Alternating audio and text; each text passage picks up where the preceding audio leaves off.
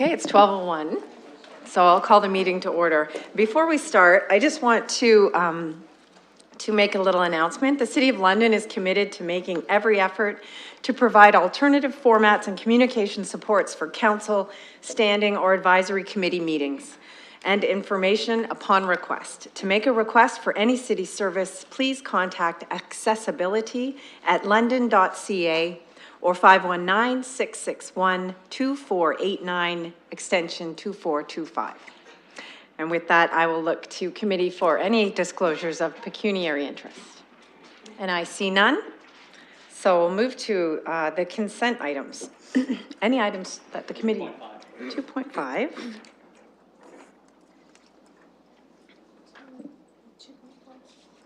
2.4. Any others? No. So I'll look for a motion for the remaining items, all the consent items except for 2.4 and 2.5.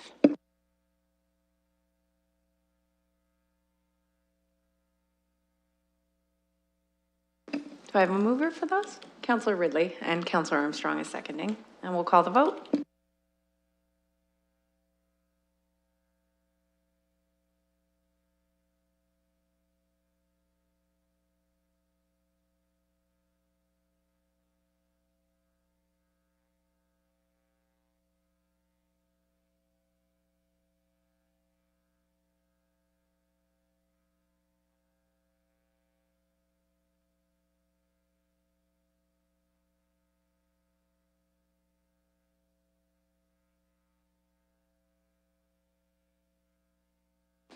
Closing the vote, the motion carries 4-0. Okay, and Councillor Ridley, you pulled item 2.4, if you'd like to go ahead.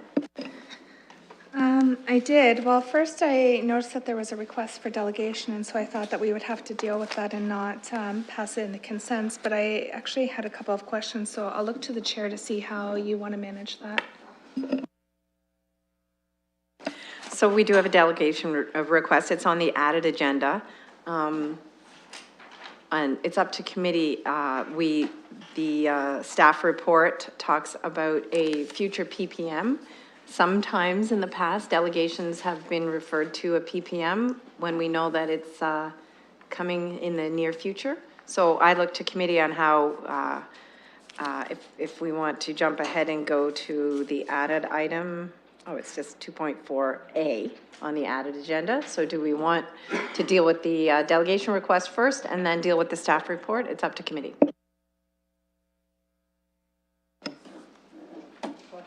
Well, thank you. I think dealing with the delegation first, whether, would make the most sense. And if the rest of the committee is agreeable to that, I would think that referring that delegation to the public participation meeting, which is the PPM, would make a lot of sense, because then everybody will have their one opportunity to speak to the issue. And any other comments? Okay, so Councillor Armstrong is moving that and Councillor Ridley is seconding that we would refer the delegation request to the future public participation meeting.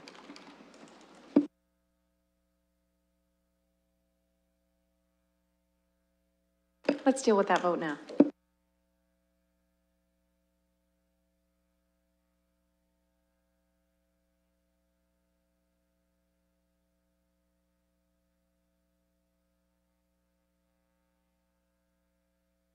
We're voting.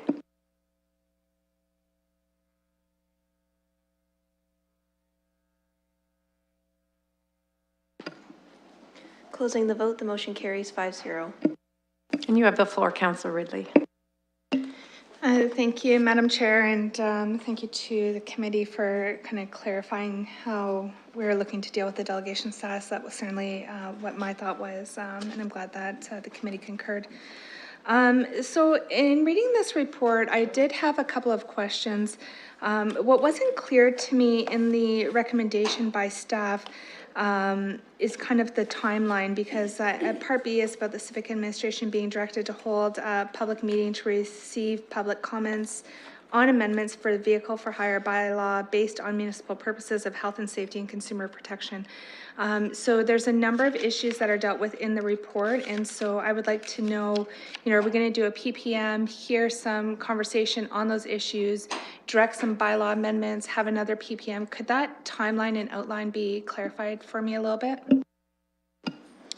Yes, through the chair, we're planning on having a PPM in October of this year. We'd like to phase the PPMs because there's a number of issues here which have divergent opinions from the industry. So the initial PPM would focus on administration, enforcement, fares, fees, and vehicle requirements. And we plan to present the draft bylaw amendments in September and then have the PPM in October. A future PPM would be strictly focused on the caps on vehicles. This is a complex issue and there's many divergent opinions on this, and it would be recommended that we have PPM just on that topic. Thank you, and I think that was, I'm looking for the timeline on that as well. So September for draft bylaw amendments on the administrative issues, PPM in October. And then in terms of the outstanding matters, when would we see a draft bylaw and a PPM for those? Through the chair, that would be sometime in Q4 of this year or Q1 of next year.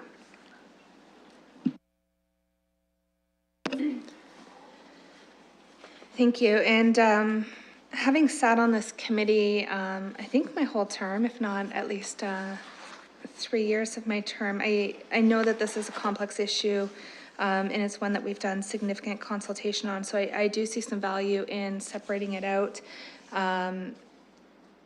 But I also don't want to push it out too far, because I think that there's a lot of value in the members who have been with this process for the past 4 years, finishing up this process and wrapping it up. I think that, bringing other people up to speed on, all of the delegations that we've received over the past number of years. If we're looking at Q1 of 2019, I don't know if that's to the benefit of the committee, because it's almost like you start from square one again. So I would look and want to hear what some of my colleagues have to say about those timelines, and see if there's any other recommendations to put forward. And I think Mr. Kantolik might want to weigh in on my comments as well. If I can assist the committee, just for clarification, we could, in the first PPM, address the issue about accessible cabs, and in the second PPM, specifically the caps on general cabs. Thank you. Councillor Armstrong? Yes, thank you. I guess the thing is, I too would, because we've all been involved in this issue now, ongoing for a little while, and we're all fairly familiar with it. Now, if this stretches on into after October, very likelihood that there will be many new councillors and a new mayor, and many of those new councillors and the mayor may not be up to speed on this issue. It is a complex issue, and it's one that affects a lot of people in this community. I mean, I just have to look at the cab limo numbers, 600 or more, and times, their families. I mean, it is a very important issue to a lot of people. So I'd like to see it. I'd like to see our public participation meeting again in October, and so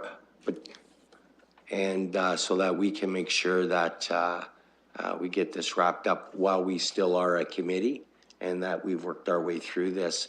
So that's sort of the one thought I have. I also want to make sure that while this is sort of the recommendation of staff and that sort of thing, there is some, would there not be some flexibility during these two public participation meetings for people who maybe haven't had any input at all to still have input on these issues, and or maybe there's something we haven't thought of or hasn't been brought up? Would they still be able to introduce things in the public participation meeting for us to look at and consider. Through you to our staff. Yes, through the chair, that's always an option in public participation meetings. If something new comes up or a new idea, we can give that consideration, and we're in the hands of the committee, and if they feel that that's a positive amendment to the bylaw, then council can approve that. So for those out there who are, listening and want to be involved in this process in the future, any issue can still be brought up. We're not limited to what you find in here. Again, I think this is the best course of action that, because there is some uncertainty in the industry right now, and people need to know what their futures are going to be and what the industry probably is going to look like for the next number of years. And so I think the sooner we get on with this and give some clarity to those people, they can make their decisions as to what they want to do. And also, I think this will add to the lively debate between now and then. As far as the election's concerned, I suspect that there is going to be quite a bit of discussion about the future of this industry during the election. And of course, we'll all be given an opportunity to explain how we feel about this industry and where it should be going in the future. So I guess the timing's perfect. Thank you. Thank you, Councillor. So is there a motion in there somewhere? Go ahead, Councillor Van Hulst. Thank you, Madam Chair, and through you. I really thought we were going to be having a public participation meeting sooner. I know that I would prefer just to hear what the public says and give them an opportunity to speak up on this issue, whether or not we've got the chance to create a policy that we're bringing forward first. When's the soonest opportunity we could have a public participation meeting on the cap, and let people provide their input? Maybe that, as Councillor Armstrong suggested, be a good opportunity for us to hear that and add those new issues in, and then what comes back to us from staff later on would be would address those issues better. Councillor Ridley. Thank you. I was, like I said, hoping to hear from my colleagues where their thoughts were on this matter, and I think that I've heard from everyone that wants to speak. I don't see other hands going up. So this is an issue that I have been following and am really quite in tune with. And what I hear from two of my colleagues is contrary to the recommendation that I heard from Mr. Katolik, and it is that, let's do the PPM on everything, hear what people have to say in October. So I just want to make sure that from a staff side, I know, I hosted and chaired a meeting probably of similar length and size 2 years ago, but are there any other concerns besides, giving sole attention to the administrative versus the caps? My fear is that if we do 2 meetings, the caps are going to be discussed at that administrative meeting anyway. So what I hear from 2 of my colleagues is, let's just do the whole meeting and hear from the community. So I need to know from staff if there are any concerns with that haven't already been outlined, and then I'm prepared to make a motion. Through the chair, we're not aware of any large emerging concerns, but another option that we could do, and we've done this in the past, is to have the PPM in September, but that means that the draft bylaw amendment won't come to this committee. It'll just be publicly released a few weeks before the PPM. So that is another option for the committee to consider.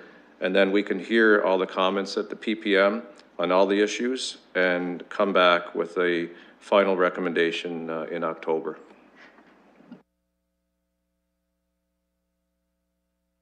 Councillor Squire. Through you, Madam Chair, I wasn't going to speak, but if we're moving down this road that we have, first of all, the issue of this has to be done and finished before the next council, I don't accept that at all. It's a little bit, in my view, to say, well, the next council, this is really complicated and they haven't been through it all. They're going to be smart people. They're also going to be elected, newly elected by people who will presumably have given them their view on things. And in my view, I don't think we should be deciding anything on the basis that this issue has to be handled by this council. I don't accept that at all.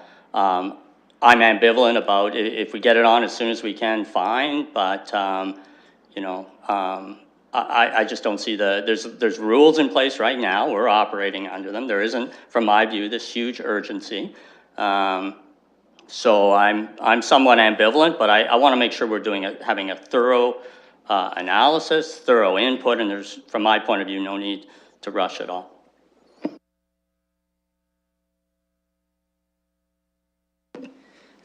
So I think, based on what Mr. Katulik said, and I had a motion crafted, which the clerks had, because I thought that we needed a bit more direction than the recommendation that's in the report. And so I would like to incorporate the changes that were discussed with the committee, so that the entire bylaw could be sent to a PPM in September for further discussion, and out of that, we could make changes and forward a bylaw to council after the PPM. So I think that we should be looking at the areas as outlined in the report, things like the administration licensing fee, the application process. We should be making a lot of things easier and kind of pulling back some of the role of the city. I think that we need to look at things like fares. I think that we need to hear from the public on that. I certainly have some thoughts on how we set fares and don't set fares, and I think that's worth looking at in the PPM. The vehicle requirements has been raised and there's differing opinions. I think we need to look at that. I think we need to look at the cap on both accessible and non-accessible. And so I would like to make a motion that this be sent to a PPM in September or October with a draft bylaw for the public to come and prepare comments on.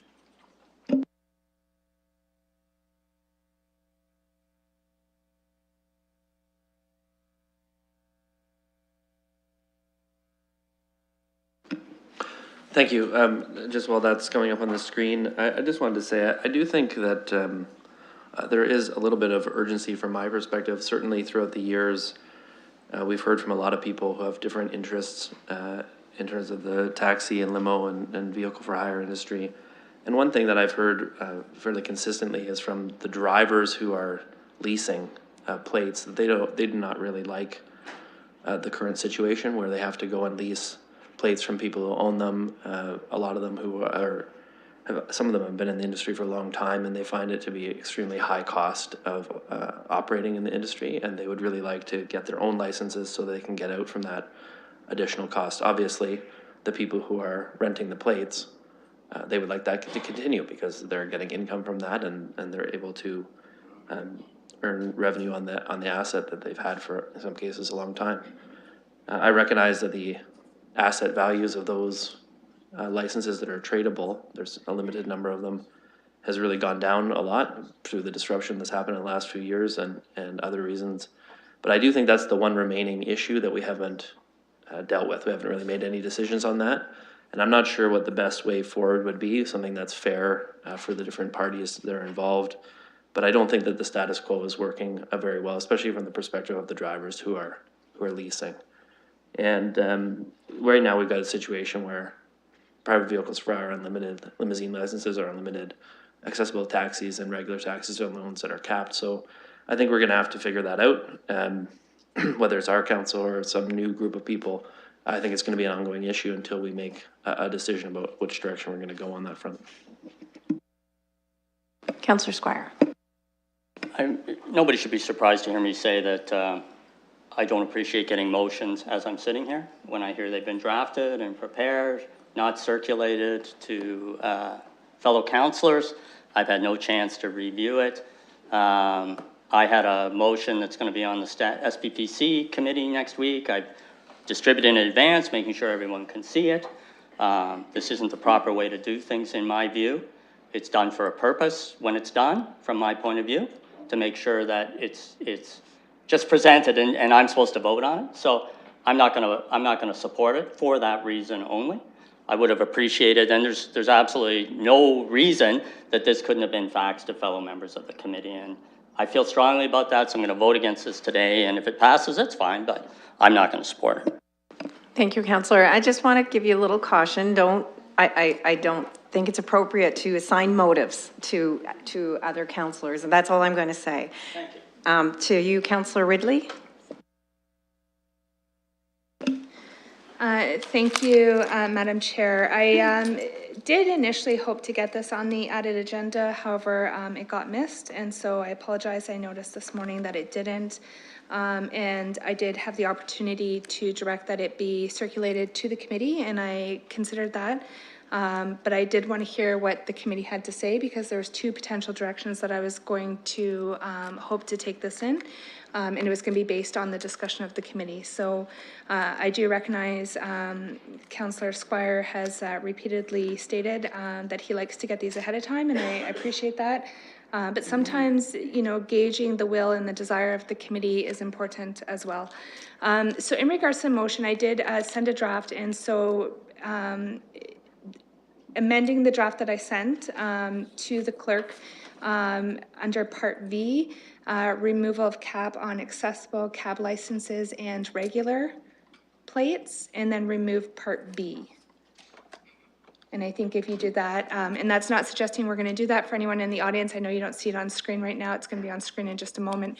What this is saying is basically all of the elements of the report that we have in front of us today. The committee's discussion today has said we should send that to a PPM to hear from the public with a draft bylaw that Mr. Katolik's team will create. So that will be your opportunity to weigh in on everything that's here right now. And as Councillor Armstrong indicated, new elements as well, if those are to be introduced. Councillor Armstrong. Well, I guess everything is up for discussion, so let's make sure that that's very clear. And it troubles me that we would even be looking at, and what would be on, or one of the considerations would be the removal of the cap on cabs and limo numbers. That's very troubling because, well, but I'm sure we'll hear from the public about that particular issue. I wish that that issue was not up for discussion. And everyone knows how I already feel about the 1,000+ Uber licenses or whoever they are out there that have been added to the system. That was troubling enough, but now to turn around and introduce thought of basically total deregulation in the industry, total deregulation, very troubling. We've gone from one extreme, now we're working towards the other extreme. And so in such a short time, one council. But in any event, we're going to hear from the public. So the sooner the better for me. I'm happy. September, the sooner the better, because I'm really interested in this time what the industry will have to say about these changes or proposed changes. Very interested. So thank you. And I'm happy to second the motion to move on with the public participation plan proposed. Mr. Katolik. Through the chair, just for advice, should this motion be passed, Civic Administration would recommend that this be an off-site public participation meeting, as we have had in the past. Thank you. Any other comments? So briefly, Councillor Helmer. I did just want to say, I know in the report there was a mention of staff going out to taxi stands to talk to people directly, recognizing that coming to City Hall to participate was a bit of a barrier for some folks who are working and their schedules might line up. And I just wanted to say, I think that's a really good step forward to actually be going out to talk to folks where they're at, make it a bit easier for them and just talk directly to them rather than waiting and making people come to the meetings or come down to City Hall and take that time out of their day. I think that's a good step forward. Thanks, Councillor. And briefly from the chair, if there is no objection, I just want to say thank you to the staff for the report. And I agree with Councillor Helmer. It's also a recognition that there are a lot more in the industry than just the permit holders and brokers. There are a lot of drivers out there that are very affected by the things that go on in the industry. So is there an urgency here? I think the only urgency is that we've been doing this for 4 years, and the added urgency is because a major disruptor entered the market and there caused some upheaval in the London industry. I think it's important that we recognize all of the dominoes that have fallen down the line as we've made changes to the regulations here in London. So we see where caps on the licenses may be affecting people adversely, as Councillor Helmer pointed out. But I especially would like to talk about the accessible cabs and the caps on those permits. And we know from our Accessibility Advisory Committee and anybody that takes paratransit, any of the customers or transit riders that use paratransit, and the difficulties they face in getting around London when they have accessibility issues. We know that I believe that aspect in and of itself is urgent. And I think we need to solve the problems around accessibility and how people with accessibility issues get around London and make it as convenient and easy for them as possible. So I'm happy to support the motion brought forward by the two councillors. And we have it moved by Councillor Ridley, seconded by Councillor Armstrong. And Councillor Van Holst has a comment. Thank you. Actually, just a question. I know originally there was going to be an October public participation meeting. Councillor Ridley suggested September or October. Was there, and I don't know which one was it. Was she hoping for an earlier one? I don't see a date in the meeting that's suggested. Thank you. I had in my comments September, October, and I think in the back and forth, I'm comfortable with either because I know that it will take time to prepare this draft bylaw, which is the process that was outlined. So I anticipate that it could be October. I would like to do it sooner, but I also want to recognize that we need enough time if we're putting out a draft bylaw for people to read it, ask their questions, and for constituents to get in touch with their councillors and provide their input on the issue as well. So I'm happy to leave that to staff. I think September or October is appropriate, and I think that's what they've heard. Mr. Katolik? Through the chair, we'll strive to be ready for a PPM in September. If there is any other emerging issues that come up, then it would go to a subsequent October CAPS meeting. And with that, I think we can call the question.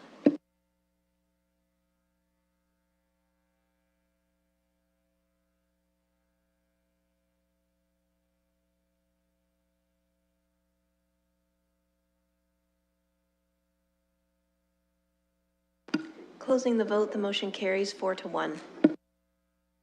Thank you. Councillor Squire, I believe, did you pull item 2.5? I did.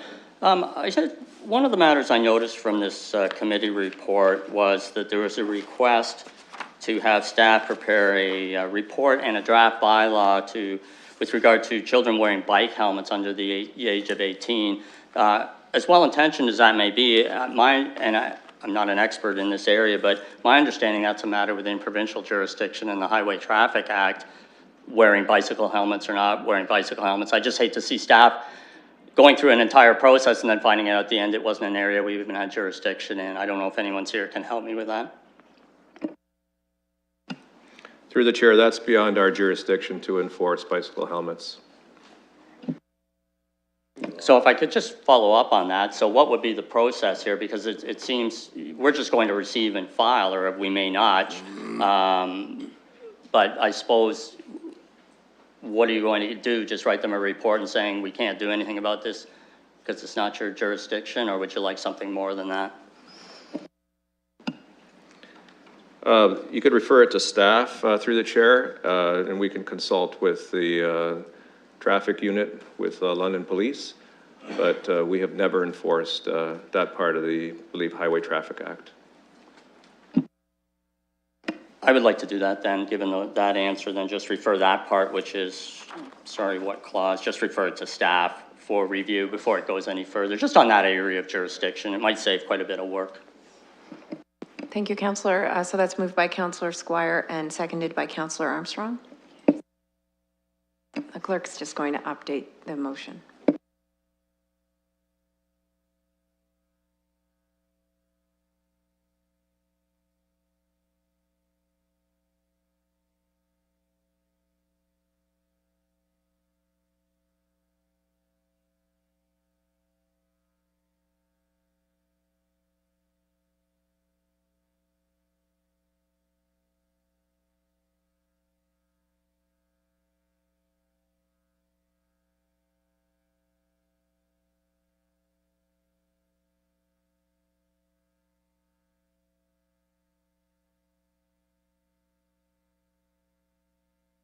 And we'll open the vote.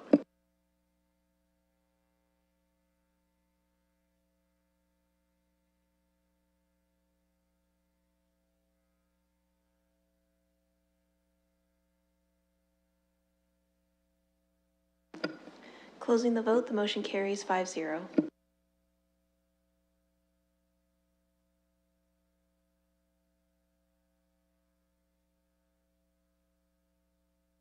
Okay, so the next item is a timed item, but if you notice on the public agenda, there is a confidential added that is sort of goes along with that, and we may want to hear the confidential before, so I leave this up to committee. We could deal with this matter now, or we could move the 3.1 to the end of the agenda. Okay, so we'll move that to the end, and we'll move on to items for direction. And that brings us to item 4.1, neighborhood equipment access. Councillor Ridley. Thank you, Madam Chair. It came to my attention over the past couple of months that the neighborhood equipment was not being made available to groups for use if they were a faith group. So I was surprised by this. I referred a number of people to this program because it's a great program. I'd hear that they were having an event, and I would say, you should contact the city through this website because there's equipment you could borrow. And when I heard back that when they presented their event, they were told that because they were a faith group, they were not allowed. And so I don't know that that was the intention of the program, but I do recognize that we need to find a way to prioritize, that there are some groups that could monopolize the equipment, and that shouldn't happen. And there are other groups that don't have a financial need for the equipment, and so therefore that they shouldn't. So I've sent a letter into the committee, and what I would ideally like is for civic administration to look at this issue and see if there's a way that we can remove that eligibility criteria or ineligibility criteria and instead look at a prioritization system so that this equipment could be made available. And one thing I'd like to comment on is sometimes there are streets that have street parties, and that's great.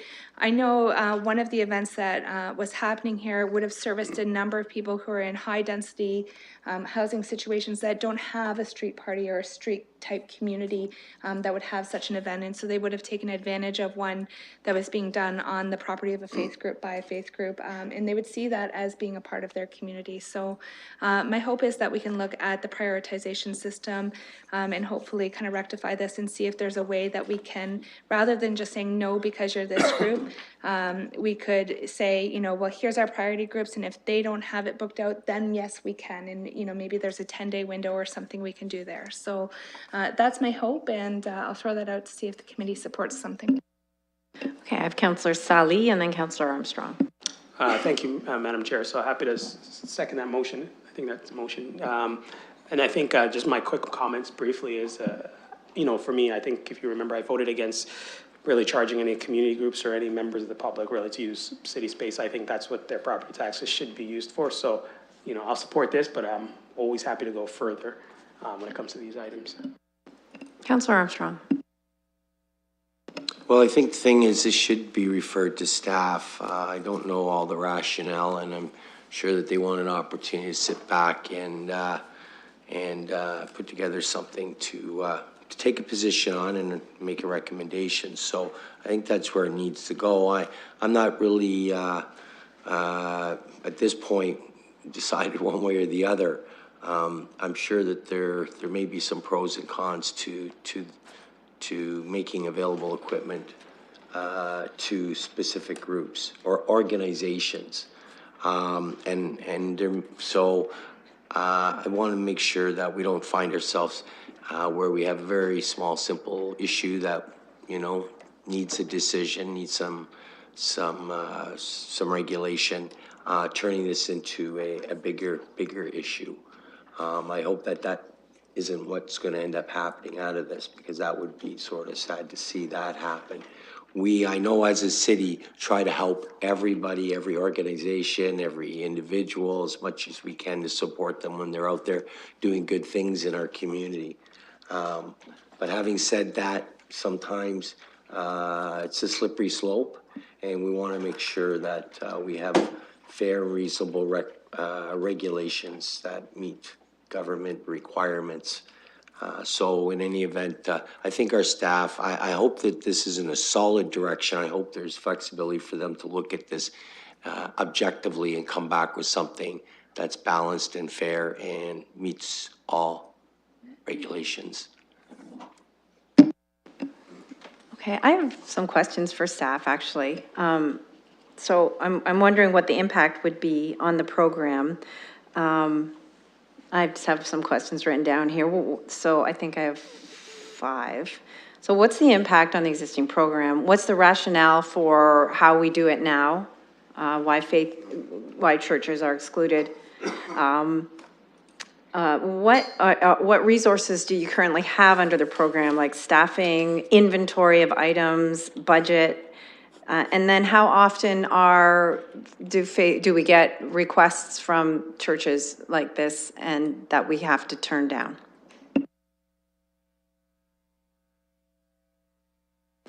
Through the chair, the intention of the program, it's a strategy out of the London Strengthening Neighborhoods initiative.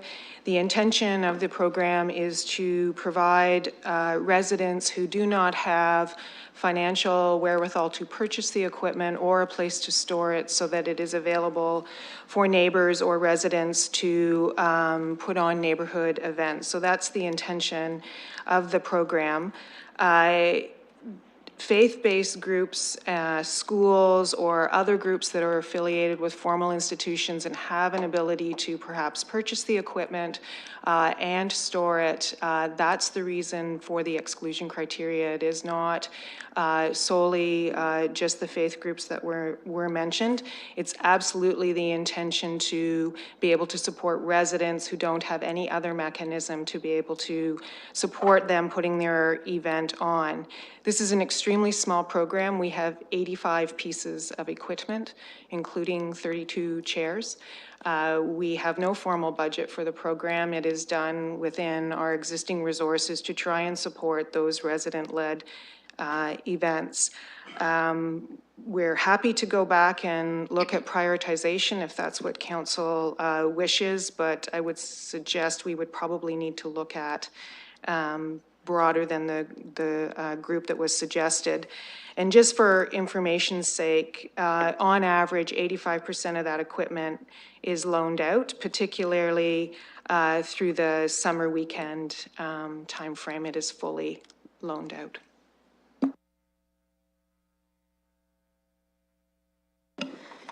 So thank you. I'm glad that Councillor Salee was willing to second my motion. I don't know if staff would be more comfortable if we added in there. The current motion is that the Civic Administration be requested to amend the Neighborhood Event Equipment Lending Program to add church groups to the list of organizations available to request. So I don't know if you would be more comfortable if we change it to be to not exclude groups to the list of events, and then to add on to the end and to create a prioritization system that would allow equitable access to the equipment based on need.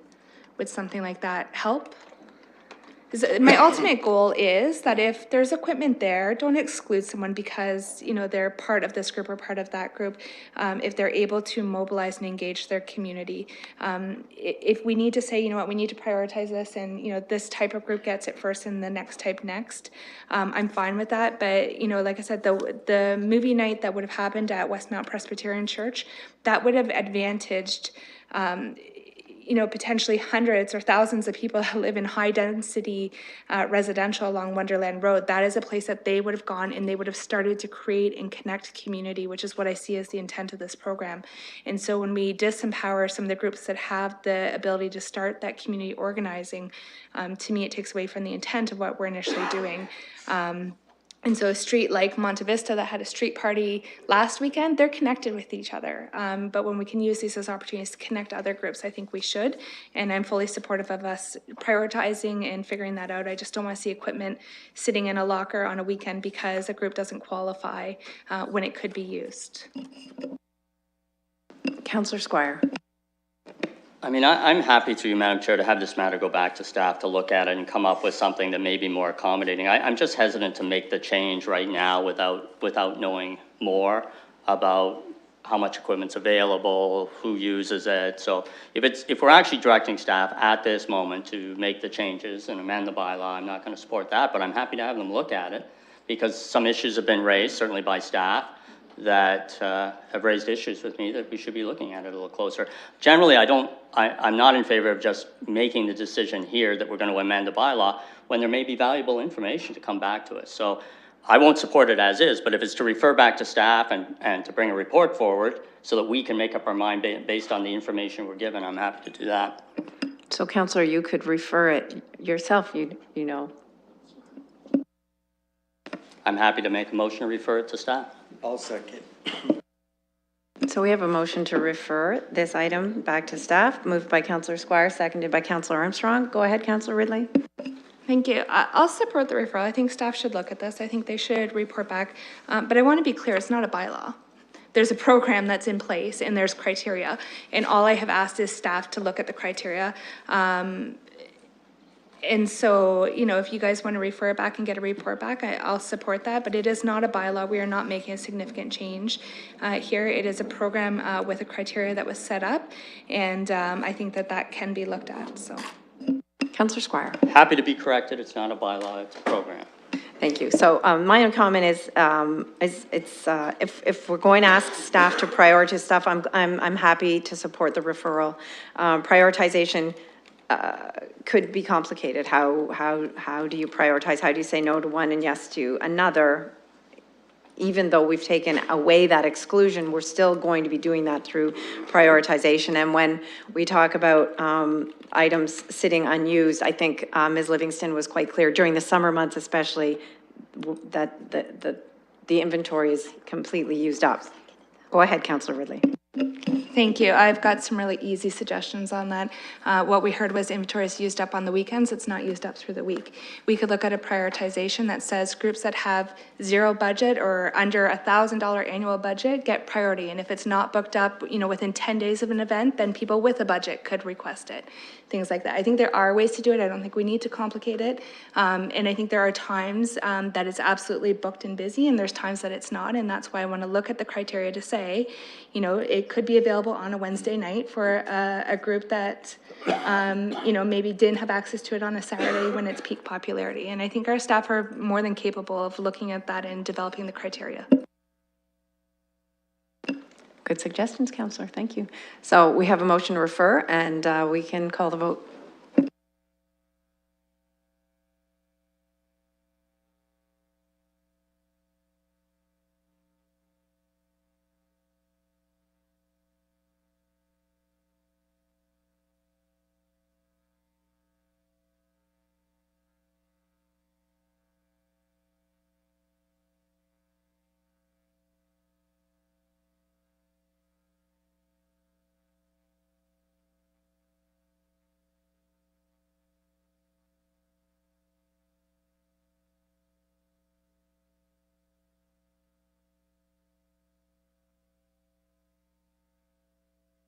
Closing the vote, the motion carries 5-0.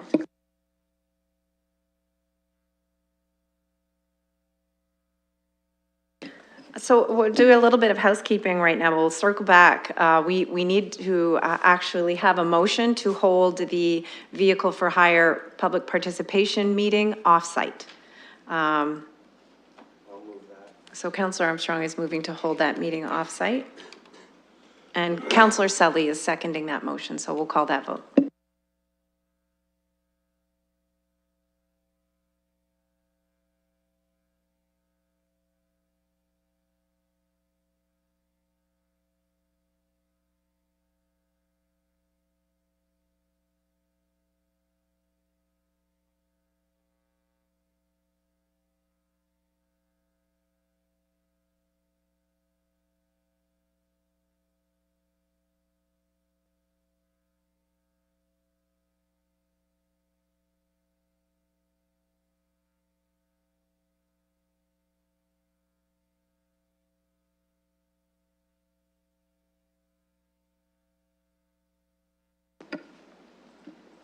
Closing the vote, the motion carries 5-0.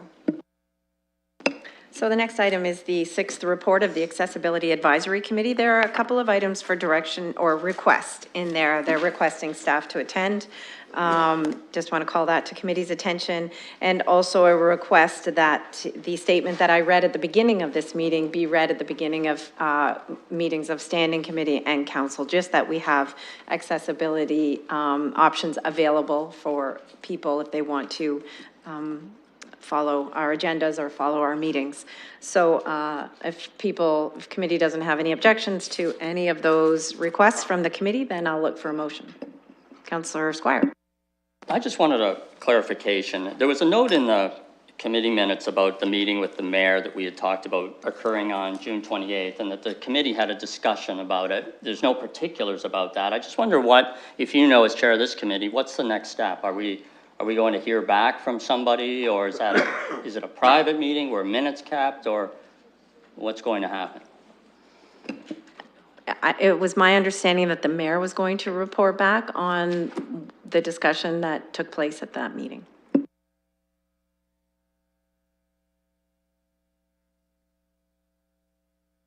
So so who is, Councillor Sully is moving the receipt of that report, and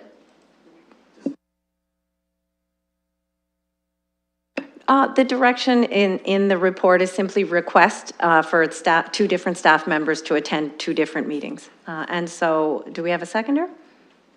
Councillor Ridley? Sure. Yes. And I'll call the vote.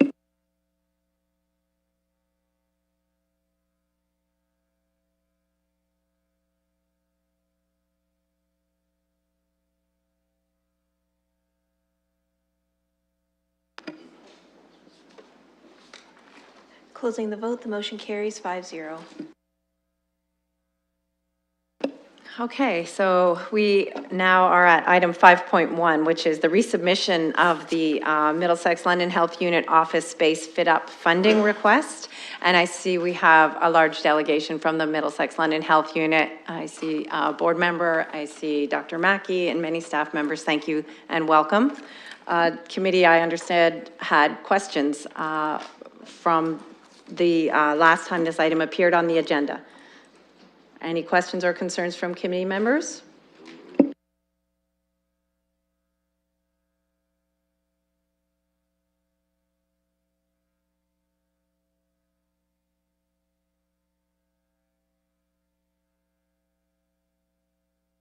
So we have the letter, a resubmission of the letter that Dr. Mackey wrote to this committee back in June. And it was a request for a financing, a loan from the City of London, if required, up to a certain amount, up to 5.2 million, if required. Councillor Squire. Yeah, I just want to, we've had 2 groups come before us, the library and now you, obtaining money in the form of a loan. And I appreciate that a lot of people come here and say, we'd like a grant, and we spend the money and there's no money coming back to the city. So I appreciate the fact that you're doing it this way, and I'm supportive of that and supportive of the work you do. So thank you for coming today. The only reason I think that we didn't pass it last time was that there was a mix-up about attendance, and I think that was the only issue. So I'm pleased to support this. Go ahead, Dr. Mackey. Madam Chair, thank you for your indulgence. With your permission, just a brief response. If the committee would prefer to award this as a grant, the Middlesex London Health Unit would be happy to accept that change. You opened the door, Councillor, actually. Any other comments? So are you moving that, Councillor Squire? I am. Okay, I'll second. Oh, Councillor Sully will second that. And I'll call the vote.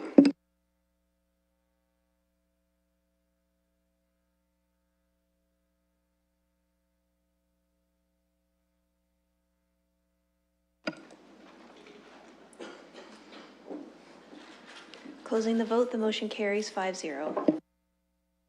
Okay, moving right along.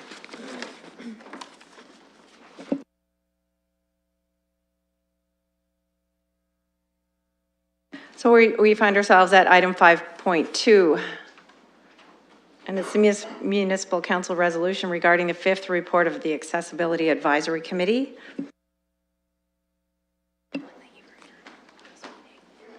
So in the last meeting, we referred Clause D from the Accessibility Advisory Committee report back to this committee.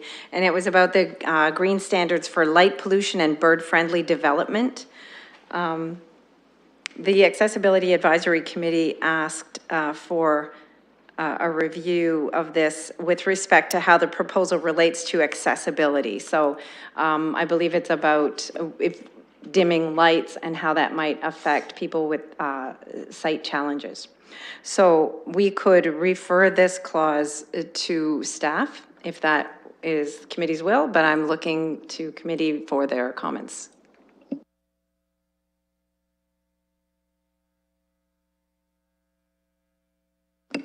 Councillor Squire. Through you, Madam Chair, it seems to me that this is what an advisory committee would do. They would review something that we're doing. They would receive a report from staff and provide input, which may be valuable to us. So I'm content with this since it's clearly within their purview. It's something they would be interested in, and we should be listening to their advice on this. So I'm happy with it as it appears.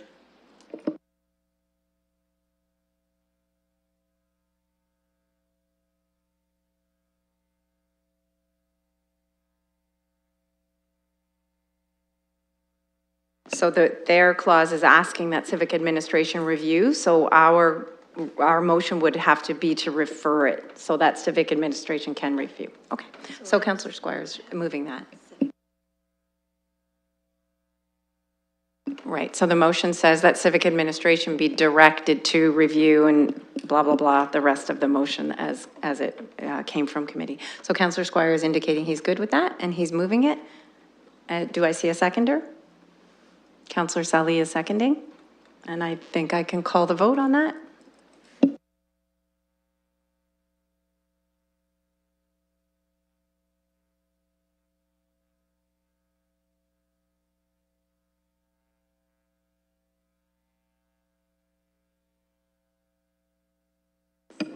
Closing the vote, the motion carries 4-0.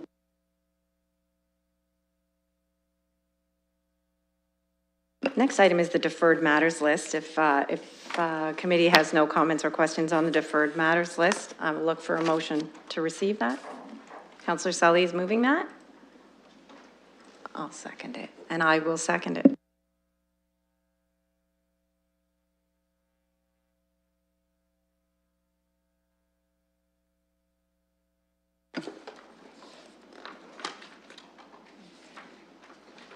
Closing the vote, the motion carries 4-0. So we have an added item, and it was a letter received from the acting city manager from the City of Toronto. Councillor Sully. My apologies, Madam Chair. I have a conflict on this. There's references to border and funding from the federal government and advocacy on this related to immigration kind of matters, so I'll have to recuse. So Councillor Sully is declaring an interest on that item. Councillor Ridley. Thank you. So I think that the requested motion is that we receive this item. I would like to give further direction on this, and I haven't lined up a seconder, but I did think about it all weekend and never submitted anything to my colleagues by email. But I think that it was great for the city to issue this response because as a city, that is our position. But I do think that there's an opportunity for us to outreach to some of the community organizations to make sure that they're aware of the situation as well and suggest that they connect directly with the City of Toronto if they can provide further assistance outside of the municipal realm. So I would like to add that, so the motion to receive and then a further direction that civic administration share the request with community organizations and suggest that they connect directly with the City of Toronto should they be able to offer assistance. Go ahead, Mr. Hayward. Thank you. It's tough seeing from back here, although I like the back row, it's kind of nice. So obviously the subject of the report is a request from the City of Toronto. We're still actively working with the City of Toronto. In fact, we've been in touch with them as recent as today. If we can identify sites that are vacant, then they have to assess those sites, and they have to work with the province to assess the supports that are necessary. Certainly, we continue to work with them. There are basically two issues. There's this one, and then there's our own shelter issue, which we're at a tipping point on, and we're working actively towards trying to resolve that situation as well. So both are very serious, and both we're actively working towards, but we're certainly looking for other alternatives, and are forwarding those on to Toronto as well so they can take their due diligence. And I wonder, Mr. Hayward, if you want to provide any comment to if there is some merit in connecting with our local NPOs, faith groups, organizations within the city to make sure that they're also aware of Toronto's requests, that they could independently connect with Toronto if they have something to offer that we as a municipality aren't aware of. I was a little bit surprised that we're kind of doing all of the assessment of the full facilities, and there may be groups out there that have something that they could offer and work directly with Toronto outside of the city. So is there any concern with us sharing this with them? There's no concern with us sharing it with them, and certainly that would be probably part of the process we would go through, but that's fine. Councillor Helmer. Thank you. I appreciate the report and the scope of the problem that Toronto is grappling with. Do we have any capacity in, for example, our hotel system to accommodate people who may need even temporary accommodations as Toronto is working through the kind of surge that they are seeing? I recognize that there's not room in the shelter system, but I know that when we're dealing with folks who are coming directly to London, that we have accommodated people in hotels for short periods of time as we try and find them more permanent housing, and I wonder if there's any opportunity there. Through the chair, so you're quite right. We do use hotels when we're experiencing overcapacity in our own system. And just to give you an example of that, we're at 219% capacity of Rotholme this morning. So what happens in that instance is we then look to motel, hotel space that may be available. So we're already accessing that for our own purposes, but that is one of the options that we're trying to work through, is whether there's, in order to address the pressure we're seeing also, whether there's more we can do on that front before we go too far down that path with the City of Toronto. Thank you. From the chair, I'll just say that I was very appreciative of the report. It's very helpful and informative, and it helps all of us to understand that we may be a smaller city than Toronto, but percentage of population wise, we're in the exact same situation that Toronto's in. And I think it's a problem that we have to solve here locally, and offer what help we can, but not at the detriment of people that are coming directly here to London. I have one question to staff, and I know there are a number of federal and provincial buildings that are sitting empty in the City of London. I can think of Wolseley Barracks, I can think of London Psychiatric Hospital, large places. I have no idea what the state of those buildings are, but is there any outreach happening with provincial and federal governments for them to offer their vacant buildings? So through the chair, certainly those are buildings that we would have identified likely to the City of Toronto. The onus is on Toronto, though, to work with the provincial counterparts for the next steps and recognize that they need to go through that due diligence to make sure that places are safe to live and that the appropriate supports are in place as well. But those are definitely identified, and I believe we've also taken some of those buildings up with local MPs. Very good, thank you very much. And I do hope that the province and the feds keep us in the loop, because even though it's not our jurisdiction, it's not our property, people coming from Toronto to live there will then access city services. So there will still be strain on us at the municipal level here, even though we're not providing the bricks and mortar of the shelter itself. I just want to throw that out there. So the motion is up on screen if people want to see that. And Councillor Sallier, I think you were, oh, you're recused. Councillor Squire, you interested in seconding that motion? And if not, I will.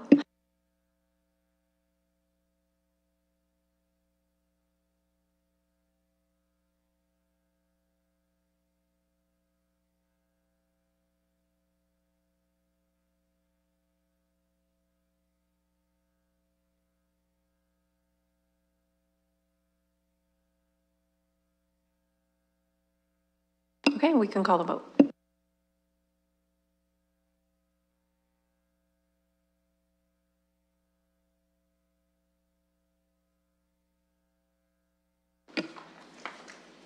Closing the vote, the motion carries 3-0.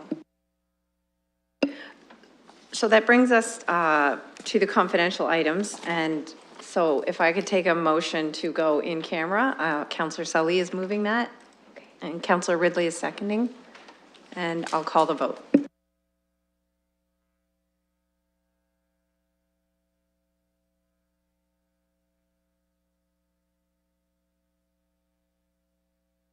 And just a reminder to committee, we have to come back and deal with item 3.1, so we will be adjourning from council chambers.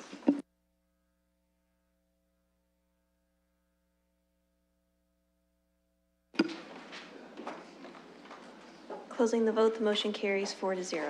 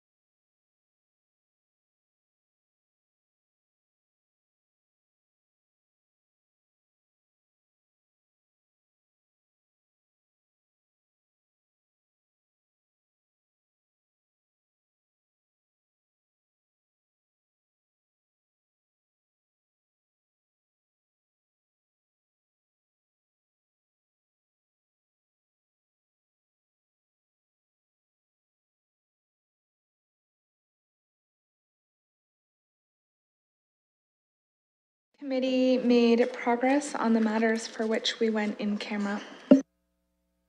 Thank you, Councillor.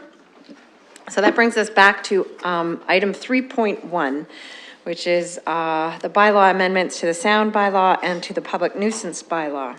And we have a staff report.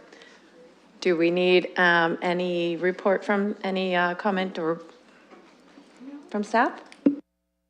Any questions or anything about the staff report? Do you have anything? Okay, Councillor Ridley is moving the staff recommendation. And Councillor Sali is seconding that.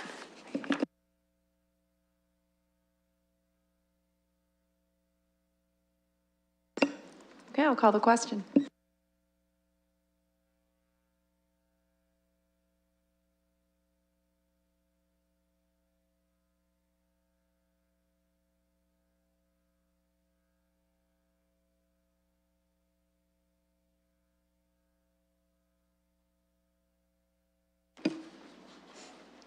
Closing the vote, the motion carries 4-0.